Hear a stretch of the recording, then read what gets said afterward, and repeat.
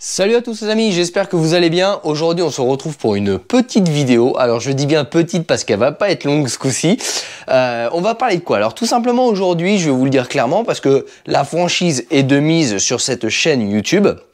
Donc là c'est clairement un conseil, la vidéo va être une vidéo conseil, mais j'ai été démarché par la société. Donc c'est un petit peu entre guillemets publicité. Si c'est publicité, c'est aussi que ça nous intéresse. Je rappelle que je ne fais pas de publicité de produits ou quoi que ce soit qui ne m'intéresse pas, donc qui ne vous intéresseront pas parce que je juge que la qualité n'est pas bonne, ou de toute autre publicité. Autant pour moi. J'ai été démarché par le service client, donc c'est Car Vertical.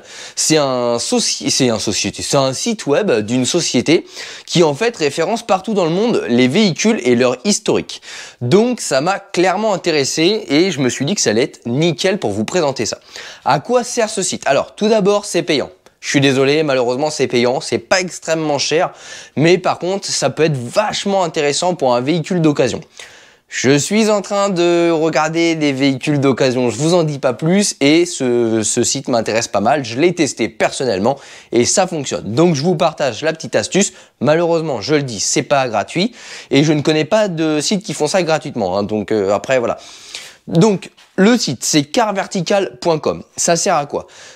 C'est tout simplement un site qui référence dans tous les pays du monde, enfin tous les pays du monde, à peut-être quelques exceptions près, hein. Si vous allez chercher votre véhicule au fin fond de la Norvège, je suis pas sûr que ça fonctionne.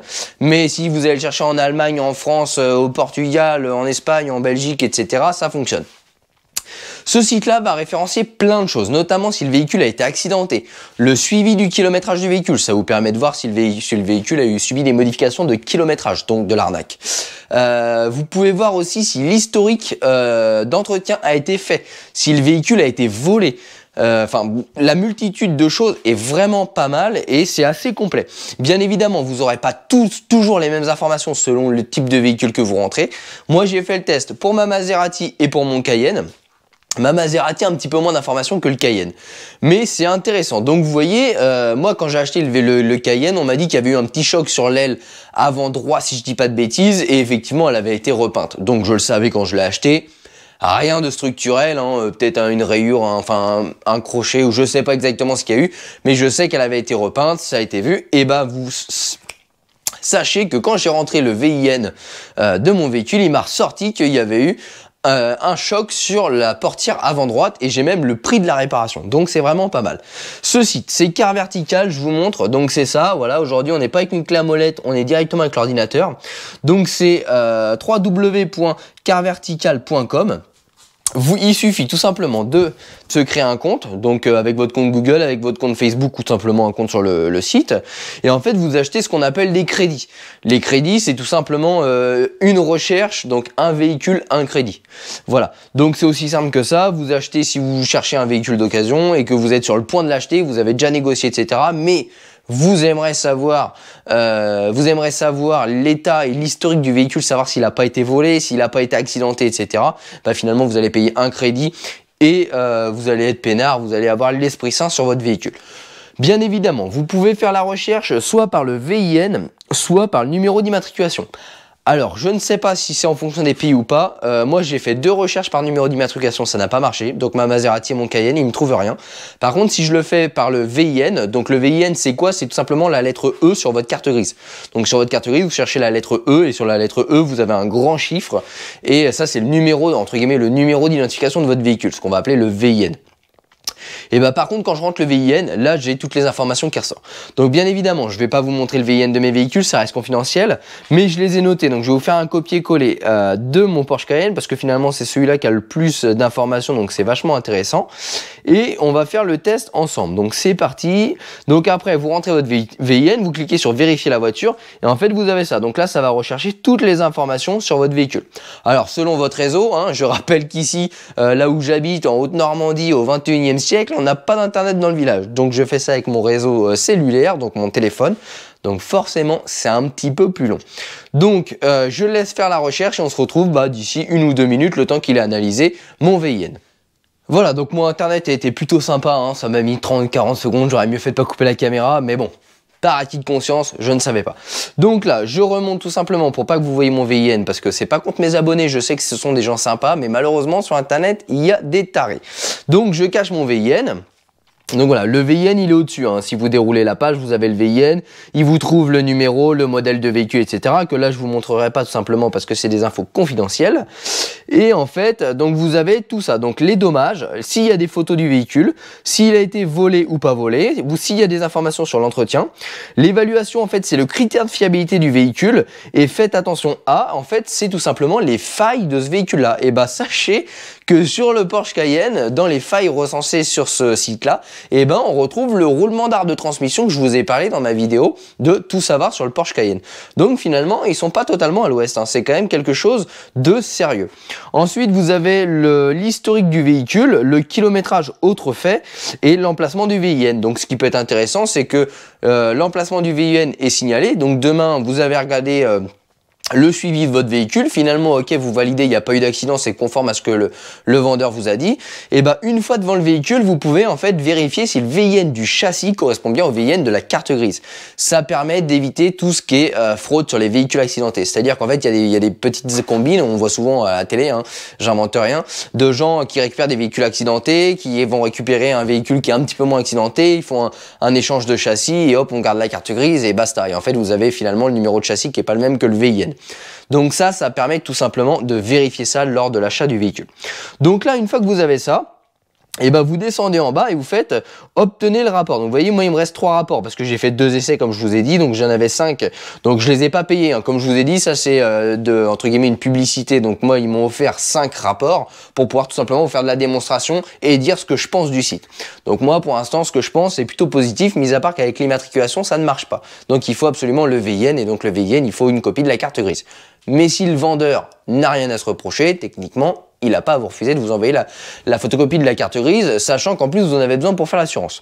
Donc là, une fois qu'il a retrouvé toutes les informations, vous faites obtenir le rapport, vous faites oui, et donc là maintenant on va tout simplement attendre. Donc là hop je recache le VIN et là finalement on se retrouve donc sur l'écran et vous avez toutes les informations. Donc si je vais dans dommages ici, alors j'essaie de vous mettre ça propre. Voilà, donc dans dommages, vous voyez, moi j'ai eu porte droite avant et gauche avant, donc voilà, ça devait être rayure. Montant total des réparations entre 500 et 1500 euros. Alors franchement, on va pas se cacher, 1500 euros en carrosserie déclaré par l'assurance, c'est que en gros la bagnole elle a rien eu. C'est peut-être le gars il a frotté la portière contre une bite en plastique ou un truc comme ça et ça lui a coûté une portière, un bas de caisse, voilà. C'est vraiment quelque chose de très fin. Quand il y a accident, donc il y a choc, en carrosserie, on est clairement dans d'autres montants. On est plutôt dans les 4, 5, 10 000 euros. Donc voilà, là on peut se dire qu'entre 500 et 1500 euros, finalement c'est quoi? C'est peut-être une rayure sur une portière, c'est peut-être un choc, un coup de caddie ou quelque chose comme ça. Mais en tout cas, ça va pas chercher bien loin. Donc là, déjà, c'est plutôt rassurant. Bon, moi je le savais, hein, j'ai rien appris sur le véhicule. Activité localisée. Donc en fait, je sais que mon véhicule a été immatriculé 2 fois. Donc moi, je suis la 3e main. Véridique. Le premier était un médecin qui habitait à Bordeaux, le deuxième étant la personne à qui j'ai acheté et le troisième c'est moi. Voilà. Donc on recense que le véhicule a eu un accident. Donc ça c'est lié à la carrosserie qu'on a vue. Donc accident, attention, hein.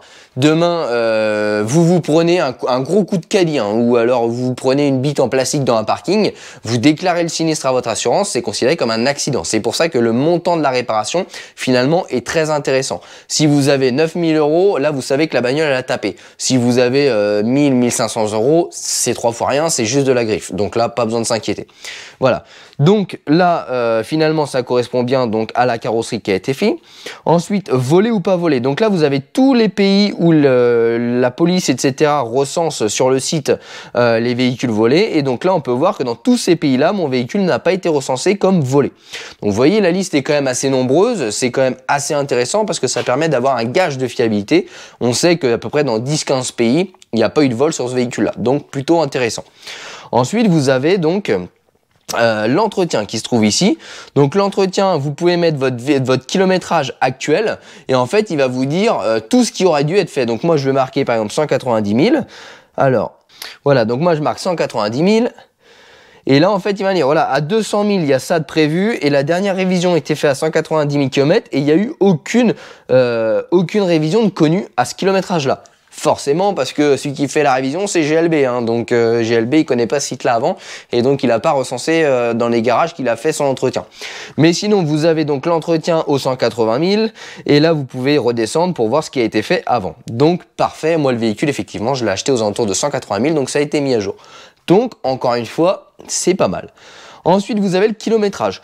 Donc là, c'est la courbe de kilométrage. Donc, vous pouvez naviguer, etc. Là, je prends le départ à 63 034 et on peut augmenter jusqu'au truc.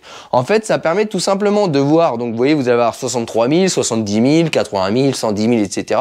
Et admettons que vous avez 130 000 et à un moment, vous retombez à 120 000. Bah, comment vous faites pour passer de 130 à 120? C'est qu'il y a eu trafic sur la voiture. Donc, la courbe, finalement, elle est intéressante. Elle permet tout simplement de savoir si un jour le kilométrage il a baissé. S'il a baissé, ça veut dire qu'il a été modifié sur le véhicule. S'il a été modifié, ça veut dire que le véhicule a été... voilà, je vous passe les détails. En gros, vous êtes fait arnaquer, sauf si le compteur est tombé en panne et que vous avez été averti et que vous aviez une facture, parce que c'est strictement interdit d'abaisser le kilométrage d'un véhicule. C'est puni par la loi. Donc attention là-dessus, hein. Ne vous amusez pas à le faire. J'ai plein de gens qui m'ont dit, est-ce que tu peux m'aider à baisser le kilométrage? Non, non et non, je ne mettrai jamais les pieds là-dedans. Ça te coûte bien trop cher et c'est une loi européenne qui l'interdit, hein. C'est pas qu'en France. Donc voilà un petit peu. Ensuite, on revient. Donc vous avez évaluation. Donc l'évaluation, en fait, c'est la qualité moyenne du véhicule. Donc là, il dit qu'il est moyen. Donc si le véhicule est une première main, n'a jamais eu d'accident, etc., vous allez être en parfait, quoi. Ensuite, vous avez l'emplacement du VIN. Donc là, il vous dit que vous pouvez le retrouver sur le pare-brise ou dans le coffre à l'endroit de la roue de secours. Donc comme je vous ai dit, ça c'est vraiment pratique. Le jour où vous allez conclure la vente, bah finalement, vous allez directement à l'endroit du VIN et ça vous permet un contrôle entre la carte grise et le véhicule physique. Ensuite, vous avez fait attention à, tout en bas à gauche là. Et vous voyez ce problème, ce modèle a un problème d'usure irrégulière des pneus. Donc ça, c'est vrai. Le Cayenne, alors c'est tout simplement dû à la suspension pneumatique qui fait qu'en fonction des positions, bah, finalement la géométrie change et on use les pneus. Ça, c'est pas une panne, c'est une conséquence de l'option. Je tiens à le préciser. Ensuite, vous avez le classement de véhicule par rapport à sa fiabilité. Donc là, il marque un modèle classé au 5e rang du véhicule SUV les moins fiables dans les registres de réclamation de Warranty Direct. Alors forcément, le Cayenne n'est pas le véhicule le plus fiable. Ça, je m'en suis pas caché. Je vous ai fait une vidéo là-dessus. Vous le saviez déjà. Et en fait, vous avez défaillance courante du roulement de centrale d'arbre porte-hélice arrière. Donc ça, en fait, c'est tout simplement le roulement d'arbre de transmission. Donc finalement, ce site, il donne pas mal d'informations intéressantes. Donc voilà, est-ce que moi, je l'utiliserai? Très clairement, oui. Maintenant, il faut vraiment le faire en cas... enfin, c'est vraiment au dernier minute. Sachant que c'est payant, si vous avez 15 véhicules sélectionnés, faites-le pas sur les 15, ça va vous coûter de l'argent. Maintenant, si vous avez sélectionné un ou deux véhicules et à la limite vous hésitez entre ces deux véhicules-là, bah finalement ça vaut peut-être le coup de faire une petite vérification, déjà savoir si le vendeur est honnête, si le vendeur a connaissance de l'historique du véhicule, parce que si c'est une plusieurs mains, même s'il est honnête, il peut s'être fait berner. Et ça permet aussi de savoir ce que vous achetez tout simplement, hein. Si le véhicule a été trafiqué, s'il a été accidenté, s'il a été volé. Je pense que c'est le minimum sur un véhicule qu'on va payer une certaine somme. Voilà, et ben écoutez les amis, je rappelle, c'est carvertical.com. Donc c'est un site qui vous permet d'avoir le suivi d'un véhicule, donc soit le vôtre si vous voulez vérifier votre véhicule, soit surtout pendant l'achat d'un véhicule d'occasion, c'est vraiment pratique. Voilà, j'espère que ce petit site vous aura intéressé, pourra peut-être vous servir.